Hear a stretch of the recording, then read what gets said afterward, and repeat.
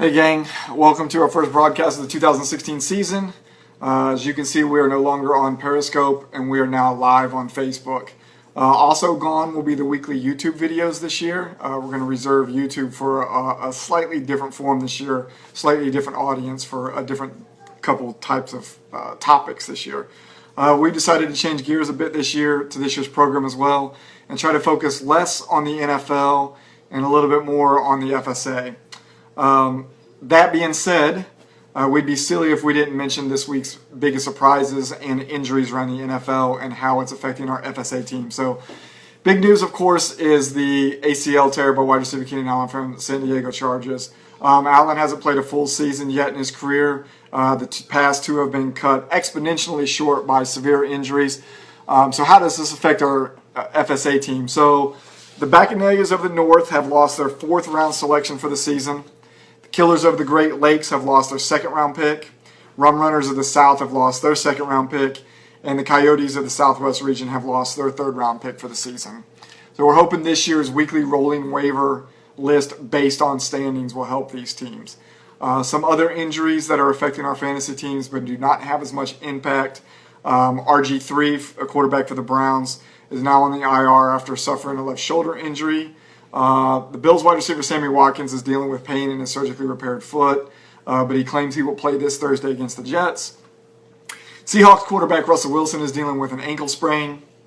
Broncos wide receiver Demaryius Thomas, his hip is hurting him a little bit, but after sitting out on practice on Monday, he says he's ready to go. So some surprises from around the NFL this week. New England plays well against the Cardinals despite not having Tom Brady or Gronk. Kansas City, Oakland, Seattle, and Detroit all win close games in the closing minutes. And the 49ers blank the Rams 28-0 on Monday night West Coast game, meaning the LA Rams still haven't scored a point since December 24th, 1994. Think about that for a second. In the FSA this week, let's get away from the NFL and talk about the FSA a little bit more. Our margin of victory games this week go to today was a good day out of the North. Their margin of victory was 39 points. The McCrackens in the Great Lakes had a margin of victory of 47 points. Carolina Nation in the South, margin of victory of 26. And the Warriors in the Southwest had a margin of victory of 56 points. So, talking about our game of the week, back-to-back Fanatically Real Bowl champions, the Hookers started their 2016 title defense off with a loss to the Footlongs, 108-103. Our Rookie of the Year, the Detroit Muscle, lost his opening weekend game by less than a point. And our advertising partnerships with Pigskin Addiction, the Recast, those four teams landed a combined 2-2 record for the weekend. All right, so get away from that for a little bit and talk about the Power Rankings. So let me explain how the Power Rankings work, since everybody's probably wanting to know that. Power Rankings are determined by three criteria: your overall record, your total points for the season, and what we're calling the breakdown record. So overall record is pretty self-explanatory. It's your wins and losses for the year. What happens is you get a W for your win and an L for your loss, and then that is calculated on a win-loss percentage. That particular category is then ranked from first to worst, and then you're awarded points 40, because there's 40 teams, down to 1. And then because of this week, there was an average, because we had 20 winners and 20 losers.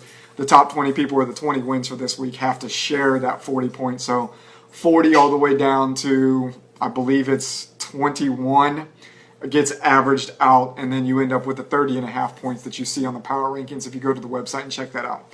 Next category is total points, pretty self-explanatory too. That's total points for the year. That is then ranked first to worst, and then you're given a total of 40 to 1 points based on your ranking in that. The breakdown is a little bit more confusing. The breakdown takes into consideration, instead of you playing who your opponent was in the head-to-head game for the week, it's like you played every player or every team in the league that week, all at the same time. So let's say you were the highest scoring team for the week. You get a win-loss record based on that. So if you're the highest scoring team for the week, you're 39-0. 39 wins, 0 losses, because there's 39 other teams in the league. If you're the lowest scoring team for the week, you're 0-39, and then all the rest of the teams fall inside that somewhere. Once we have that number, then you're given a win-loss record based on that number. Now, that breakdown win-loss is cumulative for the year, so every week that's getting added on to your new wins and losses based on the points that you scored for the week and your record against all of the region or all of the alliance for that week. So once we break that down in win-loss percentages, we rank that first to worst, and then you're given a total of points of 40-1 based on wherever you rank in that. Then finally, to get the actual power ranking, we take the points that you earned in your win-loss percentage, the points that you earned in your total points, and the total points that you earned in your breakdown record, and we add those together. And then we divide that by 120. 120 because the max you can score in each category is 40. So when we divide that by 120, that ends up giving you the percentage that you see at the end for your power rankings. Very much like the old BCS rankings used to be. So if you have a 1 in your power rankings, and I apologize, I'm trying to get this bag open for my toddler. If you have a 1 in your power rankings, that means you have a perfect power ranking. Now, no one can get a perfect power ranking in week 1 due to the fact that they have to share their first week win with 19 other teams, like I mentioned a second ago. But this week's number 1 spot belongs to Oscar Resendez and the Black Knights. I think he ended up scoring 156, 157 points for the week or something like that. So he could not get the perfect record, even though he got the 40 points for the points that he scored this week and the 40 for the breakdown record, but he had to share those other 19 wins. So his 30.5 points is what's keeping him from the perfect ranking. We don't normally see a perfect ranking until around week 3 or 4, if there is one to be had at that point. So of the top 10 positions that are in the power rankings right now, the Great Lakes have 3 teams in the top 10. The South and the Southwest regions also have 3 teams in the top 10. The North is the only region that only had 1 team represented, and that was from the Ginger Snaps. And we're going to let the baby join us on camera now. The Ginger Snaps, who coincidentally had, without a doubt, one of the worst drafts in all of the Alliance, I'd say, in probably the last 3 years that we've been doing this now. But as Murphy's Law would have it, not only were they the top scoring team in their region for the week, they ended up being number 7 in the power rankings. So the waiver wire moves happened last night. We got the report this morning, so we're going to go over some of the major waiver wire moves. Biggest ones were each one of the 4 teams that lost Keenan Allen for the year. Not a whole lot of significance in any of the other moves. But in the North, the Bacchanalias dropped Keenan Allen and picked up wide receiver Mike Wallace from Baltimore. In the Great Lakes, the Killers did the same, dropped Allen for Wallace. In the South, the Rum Runners dropped Allen and picked up wide receiver Cole Beasley from Dallas. And in the Southwest, the Coyotes dropped Allen and picked up running back Spencer Ware from Kansas City. Decided to replace with a running back and not a wide receiver. That's really it for this week's show. I see Jason was online and said, "Go Calvary, go Calvary." Jason, we'll see you in 2 weeks. I did get your text message today saying that we will have the rehearsal dinner on the 7th. In case you all didn't know, since we're here and we're talking about it, I will be leaving the Texas area Saturday morning, in 2 days mornings, and be heading towards Missouri for the first of 2 weddings that I'm attending. The first wedding will be our PAC South regional manager, Ryan McNeil, and his wife, Shelby McNeil, are getting married. We're going to have the actual ceremony on the 19th, and I will be attending. So congratulations to those 2.